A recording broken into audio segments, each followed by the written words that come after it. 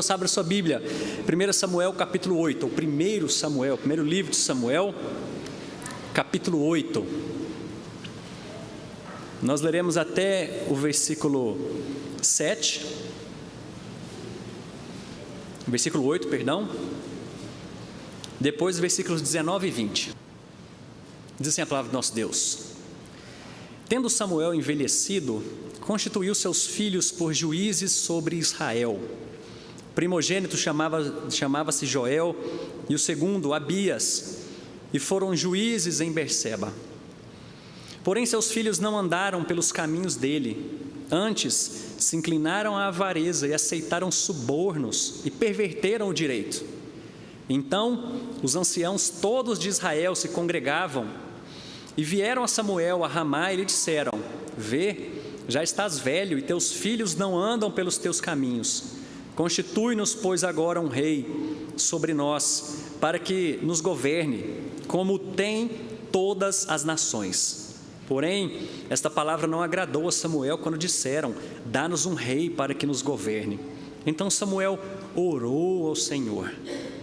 Diz o Senhor a Samuel: Atende a voz do povo em tudo quanto te diz, pois não te rejeitou a ti, mas a mim, para eu não reinar sobre ele. Vamos lá para o versículo 19.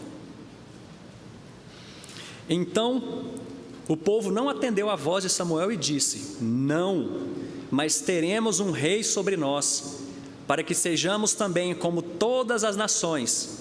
O nosso rei poderá governar-nos, sair adiante de nós e fazer as nossas guerras. Vamos orar mais uma vez? Pai bendito, obrigado por tua santa palavra. Obrigado porque o Senhor é o Rei dos reis e Senhor dos senhores, governa sobre nós. Eu quero rogar nesse momento, Deus, para que nos dê entendimento sobre a tua palavra, de que a nossa vida é baseada nesse governo, nas tuas diretrizes, somos o teu povo. Ajuda-nos a viver conforme isso, Pai, conforme essa verdade. Livra-nos da idolatria, livra-nos de querermos ser como o mundo é. Orienta-nos, ó Pai. Nós dependemos tanto do Teu Santo Espírito nesse momento, portanto eu rogo a Ti para que Ele possa continuar a nos guiar nesse momento, para que essa palavra encontre guarida em nossos corações e em nossa mente, que possamos viver todos os dias da nossa vida diante da face do Senhor. Nós oramos assim, confiados no nome santo de Jesus. Amém. Hoje, na fila de votação, uma mulher ao meu lado estava mandando um áudio, e deu para ouvir, claro, né, porque eu estava falando bem alto. Ela mandou um áudio assim: olha, eu tive que acordar hoje bem mais cedo e tive que vir votar. Felizmente a gente é obrigado a votar, eu tive que vir. Esse mais cedo era 10h45 da manhã. E aí diante disso eu falei: gente, será que a gente como cristão pode pensar dessa forma? Não acordar tarde, porque tem dia que a gente quer acordar tarde mesmo, né? Está um pouco mais cansado, seu dia de descanso, meio de folga, você acorda tarde. Mas o problema é essa história. Será que a gente pode talvez ter esse entendimento de que eu sou obrigado a votar, né? Fazer o quê? E diante desse texto, eu queria que a gente pudesse pensar algumas coisas a respeito disso, da nossa relação não só com política, mas dentro de todas as áreas da nossa vida e como que nós reagimos diante disso. Existe um ditado popular, foi dito hoje cedo, né, que tem 3 coisas que não se discute: futebol, religião e política. Hoje eu não vou falar sobre futebol, não vou falar sobre o Flamengo, que está tomando umas tacas aí, nem do nosso Goiás, né, Gilson? Ladeira abaixo também, mas não vou falar sobre isso hoje, isso não é nosso assunto. Mas nós precisamos pensar como cristãos, como que nós lidamos com todas as situações e questões tão importantes para a nossa vida, como povo, como sociedade, diante das eleições, diante de política e tantas outras áreas, né? Claro que de forma mais específica, dentro disso que nós estamos vivendo hoje. E só para nós entendermos um pouquinho melhor esse capítulo, por que nós viemos para esse capítulo 8, que na verdade é uma transição muito grande dentro do povo de Deus. O primeiro livro de Samuel começa narrando a história de uma família. Era um homem chamado Eucana, que tinha 2 esposas, uma chamava Penina, que tinha filhos, e a outra é Ana, que era estéril e não podia ter filhos. Penina ficava zombando, ficava fazendo piada, chacota com Ana, e isso pesava muito o seu coração. Isso era dolorido, era muito sofrimento para ela, o fato dela não poder ter filhos. Naquela época era extremamente importante essa ideia de ser mãe, de constituir filhos ali, descendentes. E então é o episódio que tem que ela vai para a porta do templo, ora com seu coração ali pesado, chorando, e aí o sacerdote daquele local, chamado Eli, ele olha para aquela cena e fala: essa mulher está embriagada. E aí ela fica sabendo disso, fala: não tem nada a ver, isso é porque o meu coração está sendo derramado diante do Senhor, isso é pesado para mim, não poder ter filhos, olha a minha história, tudo que está acontecendo aqui. Então ele fala: Deus vai te responder. E acontece que ela tem um filho, Deus permite que mesmo na sua esterilidade, ela tenha um filho chamado Samuel, e ela dedica esse menino para o Senhor. Ela fala: olha, esse menino vai ser para o Senhor, os outros filhos eu vou ter aqui, porque ela teve outros filhos depois, mas Samuel é para o Senhor. Ele cresce no templo junto com Eli. Eli tinha 2 filhos, o sacerdote, ele tinha 2 filhos que ajudavam nisso, porque o ofício sacerdotal, ele era familiar, era algo que era herdado, os descendentes da linhagem de Arão, isso começou lá bem antes, e então ele tinha 2 filhos que ajudavam, Hofni e Finéias. Só que esses 2 filhos de Eli não respeitavam muito o que acontecia, ou as diretrizes, ou aquilo que Deus tinha planejado para que era o sacrifício, para toda aquela função de um sacerdote. Fala ali que eles tinham uma panela, que o Senhor estava acontecendo ali, tudo oferecido para Deus, mas eles iam lá e metiam a mão e comiam, não estava nem o que estava acontecendo. Então Deus alerta ele fora: cuidado com esses seus filhos, vocês estão brincando com coisa que não deve, eles não estão levando a sério. E a história continua. Agora Israel entra em guerra com um povo que era muito conhecido por entrar em guerra, toda a história de Israel, que eram os filisteus. Eles entram em guerra, os filisteus cercam uma parte de uma cidade ali, que eles estão chamada Ebenezer, e o povo fala: vamos guerrear, vamos sair para a guerra. Naquela noite, 4.000 do povo de Israel, o povo de Deus, morre. Ele fala: mas gente, mas por que será que Deus está permitindo que isso aconteça conosco? Já sei, vamos trazer a arca. Traz a arca lá de Siló para cá, para Ebenezer, porque agora a gente vai ter toda essa... porque a arca, claro, para eles era um sinal muito forte da presença de Deus. Quando aquilo era oferecido de maneira agradável ao Senhor, a presença dele, a fumaça subia, o povo sabia que Deus estava ali. Mas eles simplesmente falavam, sem consultar o Senhor, sem se arrepender, sem fazer ritual nenhum: traz a arca, porque a arca vai garantir vitória. E eles voltam para a guerra. Sabe o que aconteceu? 30.000 homens morrem naquele local. E além disso, dessa baixa tão volumosa, a arca é levada agora pelos filisteus. Só que Deus pesa a mão, isso tudo sendo narrado aqui, e eu quero te estimular a ler todo o livro de Samuel durante essa semana, para você poder observar os pormenores dessas histórias. Mas então Deus pesa a mão sobre os filisteus, e onde essa arca estava, agora começavam a população ali, as pessoas que viviam naquela região começaram a ficar doentes. Eram tumores que surgiam nessas pessoas, além de infestações de ratos. Aqueles vão falar: vamos tirar essa arca daqui, vamos tirar isso daqui, porque não tem lógica. Levaram para outro canto. Onde essa arca estava, aquela população começava a surgir tumores empesteados de ratos. Eles colocam isso dentro de um templo de Dagon. Agora nosso Deus vai proteger. No outro dia de manhã, a estátua de Dagon estava caída. Deve ter sido algum problema aqui, né? Levanta. No outro dia, a estátua não só estava caída, mas com a cabeça e as mãos cortadas. Eu falei: gente, não tem lógica isso aqui não. Só pode ser o Deus deles que está pesando a mão. Vamos devolver. E eles devolvem a arca. Mas então entra Samuel, que era o sacerdote, e fala: está vendo o que aconteceu antes? Vocês nem sequer consultaram o Senhor, arrependam-se. As batalhas, ele guia o povo começa a prosperar muito, vencer todas as batalhas. Então as pessoas chegam para Gideão, gostando muito daquele, fala: Gideão, governe sobre nós, e não só você, mas os seus filhos, os filhos dos seus filhos, coloca sobre nós aqui a sua descendência, para que a gente continue assim. Gideão falou: opa, nem eu, nem os meus filhos governaremos, mas Deus vai governar sobre vocês. E agora Samuel, dentro dessa história, coloca os seus filhos. O interessante é que eles foram para uma cidade chamada Berseba.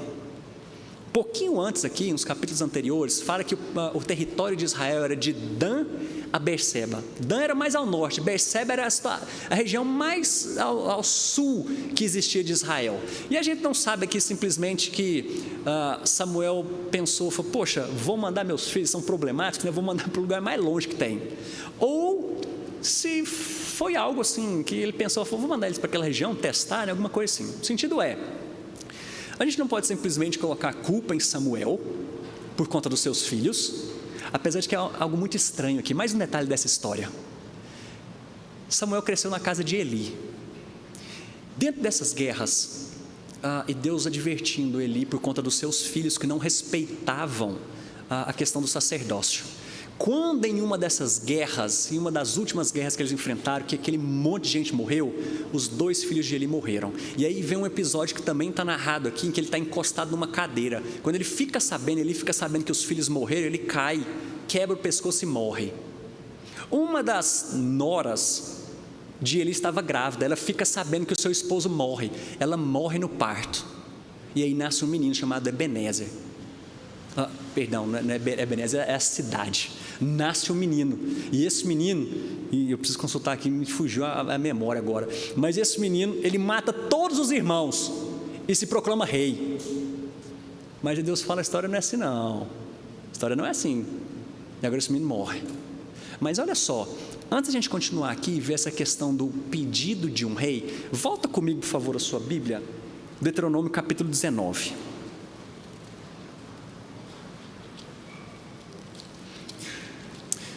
Deuteronômio capítulo 17, perdão.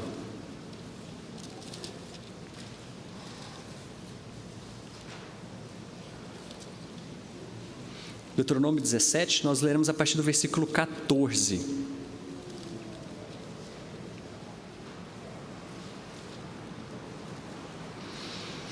Diz assim a palavra de Deus, Deuteronômio 17: Quando entrares na terra que te dá o Senhor, teu Deus, e a possuíres e nela habitares, e disseres, estabelecerei sobre mim um rei, como todas as nações que se acham ao redor de mim.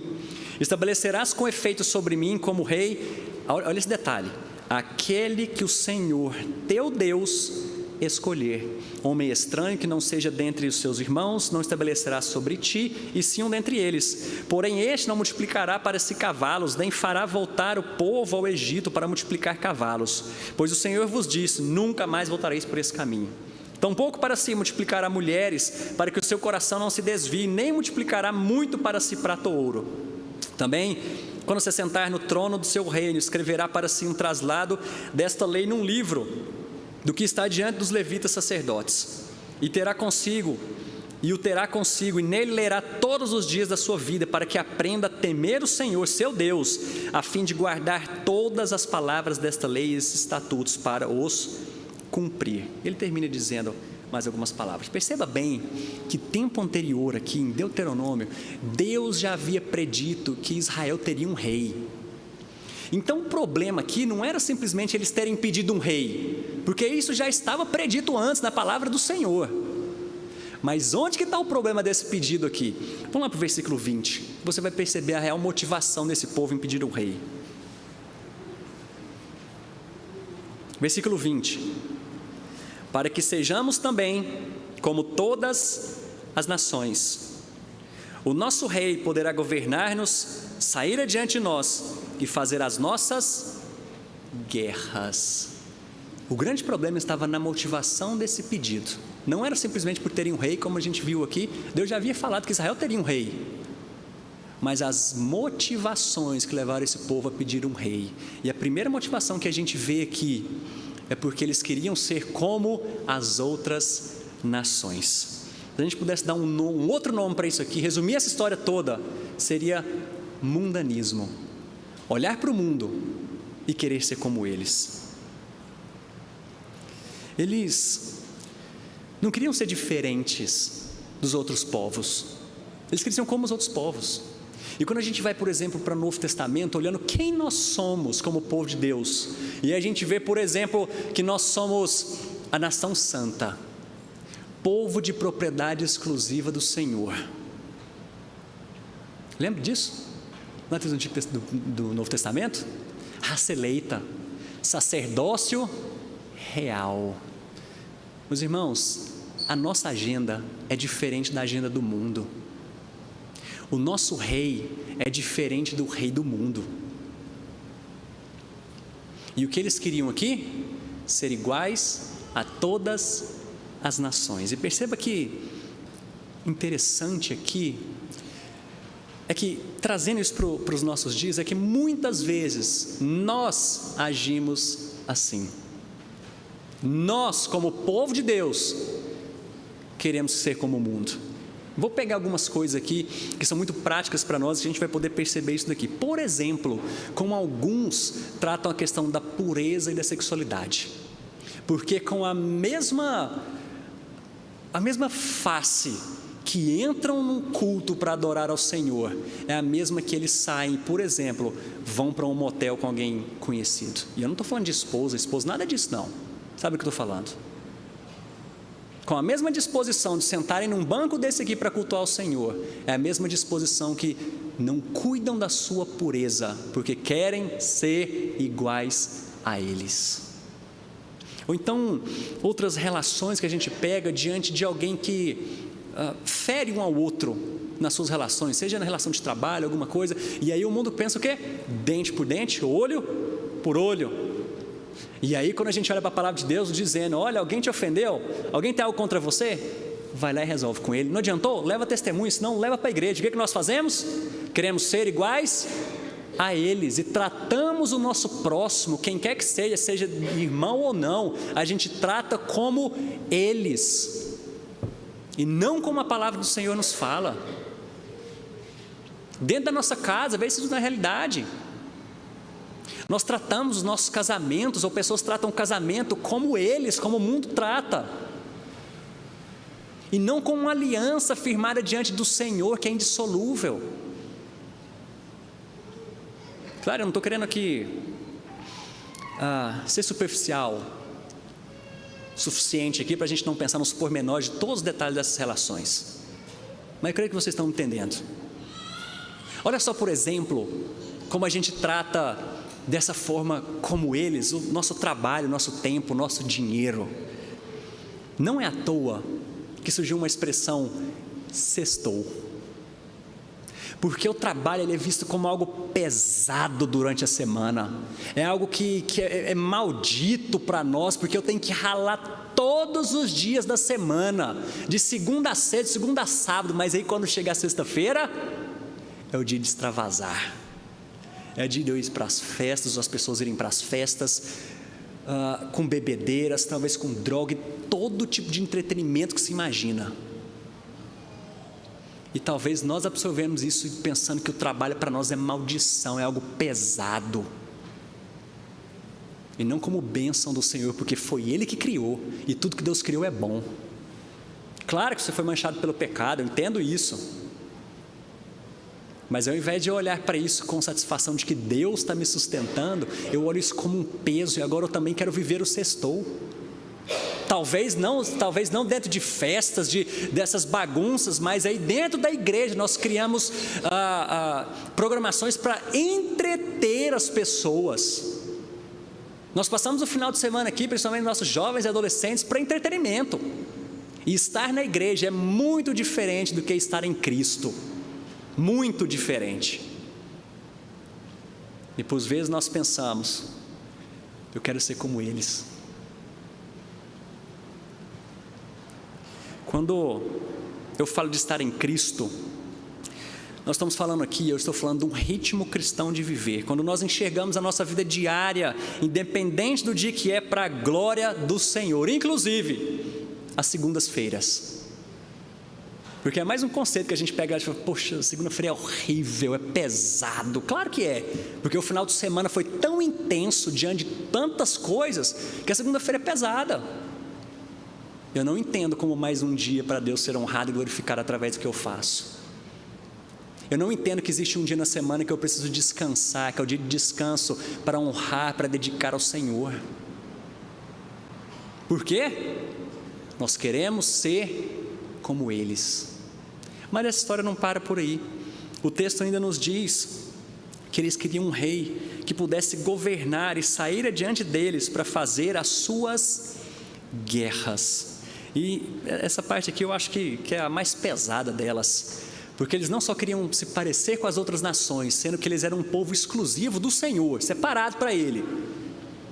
E quando Samuel ouve essa história aqui, ele fica muito chateado, ele leva isso para o lado pessoal, porque talvez ele estivesse aqui cerca de 40 anos de paz, em que Samuel estava julgando e as coisas estavam caminhando bem, mas aquele povo chega para ele e fala: Samuel, você já está velho, e olha o que seus filhos estão fazendo.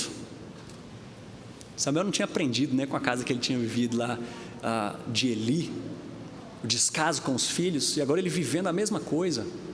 E o povo falou: nós queremos um rei. E então Samuel, o texto nos diz aqui, versículo 6, que Samuel orou ao Senhor. Então Deus explica para Samuel qual era a motivação daquele povo. Versículo 7 diz: atende a voz do povo em tudo quanto te diz, pois não te rejeitou a ti, mas a mim, para eu não reinar sobre ele. Se nós pudéssemos dar um outro nome para isso aqui, o primeiro que nós demos foi mundanismo, o segundo aqui agora é idolatria. Aquele que o povo queria depender não do Deus de Israel, mas de um outro rei que pudesse lutar as suas batalhas. Isso aqui era um teste para aquele povo, era um teste para Samuel. Porque depois de tantas mortes, depois que eles colocaram a confiança deles numa arca, e não no Deus da Arca da Aliança, agora novamente, onde estava a confiança deles? Em um rei, e não no Rei dos Reis, Senhor dos Senhores. É para isso que eles queriam um rei. Deus ainda fala: ô Samuel, tudo bem que eles estão te rejeitando, mas é a mim, mas só que você é antigo, eu conheço essa história. Porque versículo 8 ele fala: segundo todas as obras que fez desde o dia em que o tirei do Egito até hoje, pois a mim me deixou e a outros deuses serviu, assim também o faz a ti. Aquele povo não estava simplesmente pedindo um rei, ele estava excluindo Deus de todas essas histórias. E nós precisamos nessa noite ser honestos e sondar nossa mente, sondar o nosso coração, se nós não temos agido da mesma forma. E não é difícil encontrar os ídolos do nosso coração. Com o que você gasta mais tempo no seu dia? Ou talvez o seu dinheiro? Ou quem sabe quando você está sozinho, para onde os seus pensamentos fluem com mais facilidade, você gasta horas e horas pensando naquilo. Talvez esse foi o rei que você pediu para a sua vida. E é interessante quando a gente olha para os nossos dias, pensando a respeito disso, não só em ídolos que a gente tem fora, mas existe uma frase que tem sido muito dita em redes sociais ultimamente, que fala: eu que lute. Porque a gente não está buscando mais outros deuses, outros reis, porque eu sou o meu rei, eu governo a minha vida e eu sou suficiente para cuidar dela. Afinal, de onde vem sua força? De onde vem o seu sustento diário? Talvez você pense: não, é Deus, né? Mas provavelmente a gente sai daqui hoje e fala: Deus, como foi bom te adorar no domingo, mas pode deixar que a partir de amanhã eu vou levantar cedo e vou lutar as minhas lutas. Domingo que vem a gente volta a se falar. Perceba, por exemplo, a relação entre pais e filhos. A gente tem que tomar um cuidado muito grande, porque nós pais, muitas vezes queremos ser esse rei dos nossos filhos. Eu já peguei algumas situações, há algum tempo, em acampamento. Acampamento, gente nova na igreja, ou que tem filho muito pequeno, quando vai mandar os filhos pela primeira ou segunda vez, morre de medo. Ele quer estar lá no acampamento, ele vai visitar o filho no acampamento. Por quê? Porque se eu não estiver lá, ai da segurança do meu filho. E eu não estou exagerando, não. Eu já vi crianças que não foram para acampamento porque os pais não podiam ir. Porque se não for o pai cuidando, lutando as batalhas do filho, ai desses meninos. Mas nós pensamos, dentro dos nossos ministérios, dentro do nosso trabalho, você pensa, se eu não fizer, ninguém vai fazer. Esse é um risco que nós, pastores, corremos, de pensar, poxa, se eu não pastorear esse ministério vai morrer. Meu irmão, quem que é insubstituível? Quem? Nós vamos falar sobre um agorinha. Mas quem de nós? Nós nos proclamamos nossos reis e queremos lutar as nossas batalhas sem sequer consultar o Senhor. Para que você está estudando tanto para aquele concurso? Por que você está investindo tanto na formação do seu filho? Para que eles tenham um sustento garantido? Para que eles possam viver uma vida próspera e abundante e boa? Talvez você pediu um rei para o Senhor e não está atento a isso. Talvez você está achando que são seus próprios braços, sua própria força que tem lutado as suas batalhas. Veja como isso é sutil dentro das nossas vidas, do nosso dia a dia. Queridos, nós temos um rei que luta as nossas batalhas por nós. Vai ler o Antigo Testamento sobre isso. Gente que não precisava só tocar uma trombeta e uma muralha caía. Esse Deus não mudou. Esse é o Deus que a gente serve. E olha que interessante, no último lugar aqui, o povo pede um rei. Deus conhece o coração, a motivação daquelas pessoas, e a resposta dele é, versículo 9: agora pois, atende a sua voz, porém, adverte-o solenemente, explica-lhe qual será o direito do rei que houver de reinar sobre ele. Perceba que nós lemos em Deuteronômio que havia sido predito isso, mas nós lemos o detalhe: o rei que o Senhor colocar lá, o rei que o Senhor levantar, o rei que o Senhor escolher. Mas esse povo sequer consultou o Senhor. E aí agora Deus falou: olha, Samuel, alerte esse pessoal aí. É esse tipo de rei que eles estão pedindo, esse rei das nações, que eles estão querendo ser iguais. Agora do versículo 10 ao 18, ele faz um alerta para esse povo. Olha só, referiu Samuel, vou ler só algumas partes. Referiu Samuel todas as palavras do Senhor ao povo, que lhe pediu um rei, e disse: esse será o direito do rei que houver de reinar sobre vós. Ele tomará os vossos filhos e os empregará no serviço dos seus carros como seus cavaleiros, para que corram diante dele. Ele vai recrutar os filhos de vocês para o exército. E porá por uns capitão de 1000, de 50, outros para lavarem, e assim por diante, nas guerras. Versículo 13: tomará as vossas filhas para perfumistas, cozinheiras e padeiras. As filhas de vocês vão ter que trabalhar lá. Eles não vão ser livres mais como o povo que Deus está cuidando.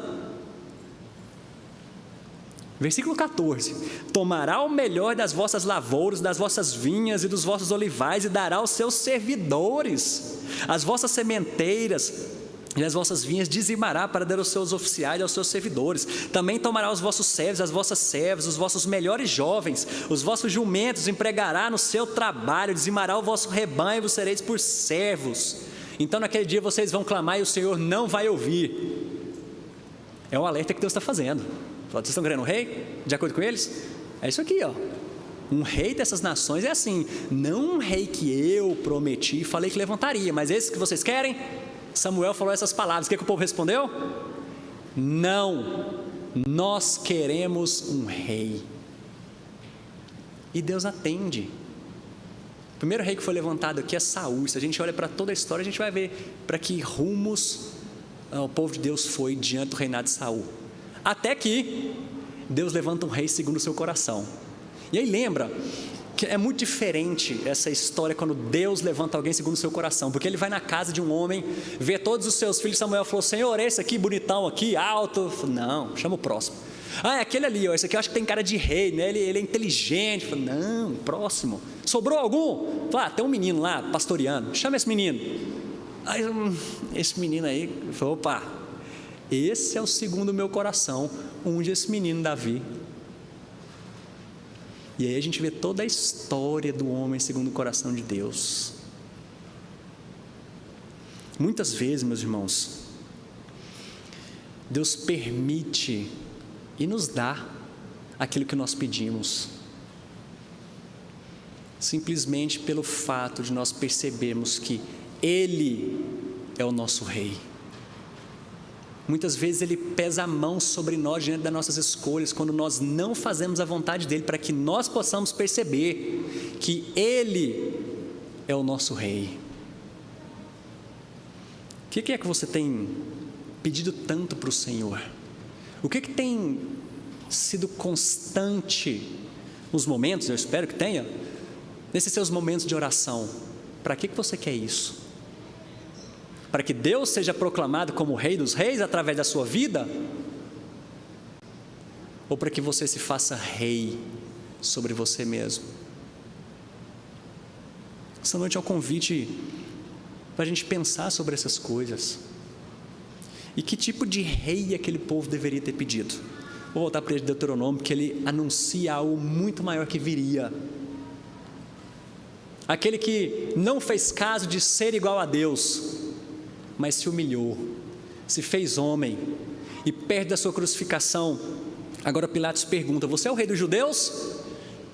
E ele responde: meu reino não é deste mundo. Como que Pilatos ia entender isso? Aquele que morreu pregado no madeiro, a morte mais humilhante de todas. Aquele que era Deus, mas não se importou com isso, se fez homem, padeceu por nós. Mas nós sabemos como é que essa história continua. Ele ressuscitou, subiu aos céus, está reinando assentado à destra de Deus Pai, e Ele vai voltar para buscar aqueles que são seus, para reinar durante toda a eternidade juntos com Ele. Para a gente finalizar, antes de partir para algumas aplicações, a gente consegue ver dois caminhos aqui diante dessa história. Aqueles que colocam Deus como Rei, e assim como seu Filho, um único e suficiente Senhor e Salvador, vai voltar para nos buscar, está debaixo do seu reinado. Ou aqueles que buscaram qualquer outro tipo de rei para suas vidas. A Bíblia fala o final dessa história, ela conta para nós. Ela fala que essa batalha já foi ganhada. A vitória já foi decretada. Simplesmente Jesus está esperando o tempo certo para voltar e acabar de vez com essas batalhas que nós temos com o mundo, carne, diabo. Agora você só precisa ter convicção de que lado você vai estar. Desse lado que já foi anunciado como vitorioso, ou desse lado que vai perder, ou já perdeu essa batalha. A garantia que nós temos é o sangue de Jesus sobre as nossas vidas. Crer que Ele é nosso Senhor e o nosso Salvador. Fazendo algumas rápidas aplicações. Em primeiro lugar, nós podemos aprender isso aqui: dependa de Deus em todas as áreas da sua vida. Consulte ao Senhor. Eu espero que você tenha orado e meditado e buscado a orientação do Senhor para o seu voto hoje. Dependa do Senhor. Além disso, cuidado com a idolatria, e nesse sentido mais específico, com a idolatria política. Quando nós falamos a respeito disso, toda ideologia, isso aqui são palavras de Coises, no seu livro Visões e Ilusões Políticas, toda ideologia, por ser fruto de homens, ela tem raiz na idolatria, todas. Claro que elas têm alguns pontos de verdade, porque nós fomos criados em imagem e semelhança de Deus, mas por causa da queda, todas essas, sem exceção, inclusive aquelas que a gente defende como tradição, como conservador. Cuidado com isso, porque às vezes você está defendendo um conservadorismo acima da palavra de Deus, e quem rege a nossa vida como Rei dos Reis, Senhor dos Senhores, está baseado nesse livro, nas palavras dele, que nós baseamos todas as outras coisas da nossa vida. Além disso, gritos, por exemplo, como vem para a rua, isso não é pontual na vida da igreja, porque a igreja já está na rua há muitos anos. Eu sei que isso é um grito válido para despertar aqueles que estão ausentes, alheios, resolveram simplesmente se afastar dessas questões na sua vida. Esse é um grito para despertar, Mas perceba que a igreja está na rua há muitos anos nessa vida pública e fazendo política. Eu não estou falando simplesmente dessa questão burocrática, mas, por exemplo, nomes como a gente ouviu hoje pela manhã. Se você não ouviu, quero te incentivar a assistir a instrução que a gente teve pela manhã, falando com mais detalhes sobre isso. Mas a gente pega alguns reformados holandeses. Eles fundaram hospitais, escolas, hospitais psiquiátricos. Essas escolas que nós temos, IP do Bueno, agora voltando pela graça de Deus, IP do Centro, isso é porque a igreja está na rua há muitos anos. Esse é o nosso papel como povo de Deus. E aqui eu digo mais uma coisa, que nós devemos ser militantes. E o militar aqui que eu estou dizendo, de ser militante, é porque eu estou fazendo aqui uma distinção, ela é antiga, até antes dos próprios reformadores, da época da Reforma Protestante, que fala sobre uma igreja militante e uma igreja triunfante. A igreja triunfante é aquela que vai viver por toda a eternidade com Jesus Cristo quando Ele voltar, está em triunfo.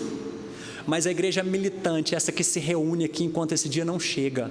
Nós participamos do culto público, nós participamos dos sacramentos, nós nos alimentamos, nós lemos a palavra, mas nós vivemos todos os dias da nossa vida diante da face de Deus. Afinal, tudo que você faz é para a honra e glória dEle. Por isso que eu te digo, seja um militante. Mas isso aqui já faz parte há muito tempo. Porque a igreja de Deus milita pelo reino dos céus. Ela luta contra principados, potestades, guerra espiritual, de tudo que está acontecendo, mas é para a honra e glória do seu rei. Por fim, nós precisamos ser discipulados, nós precisamos aprender mais sobre essas coisas, precisamos estudar mais sobre esses assuntos. Precisamos aprender como é que a gente vive uma vida diária diante do Senhor. Você não foi chamado simplesmente para ser o rei da bolsa de valores, dos investimentos. Você não foi chamado para ser a rainha do TikTok. E aí tem muita gente que usa isso. Vou pegar um outro exemplo aqui, gente que, se você nessa situação, vai ficar bravo comigo, mas a Bíblia tem disso. A palavra de Deus tem disso. Está namorando gente que não compartilha de forma nenhuma da sua fé. E aí você entra e diz: mas eu vou evangelizar.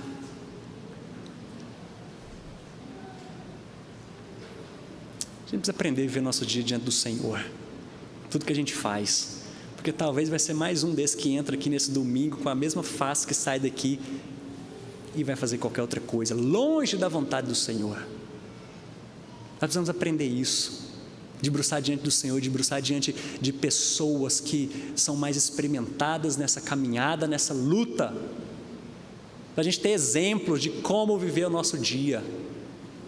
Se você é um médico, seja para a honra e glória do Senhor. Nós sempre falamos isso aqui. Se você é um jurista, faça isso para o Senhor. Se você é um empresário, faça isso para o Senhor. Se você cuida da sua casa, cuida para a honra e glória do Senhor. Milita pelo seu rei, cujo filho vai voltar. De que lado você vai estar nessa história? Vamos orar?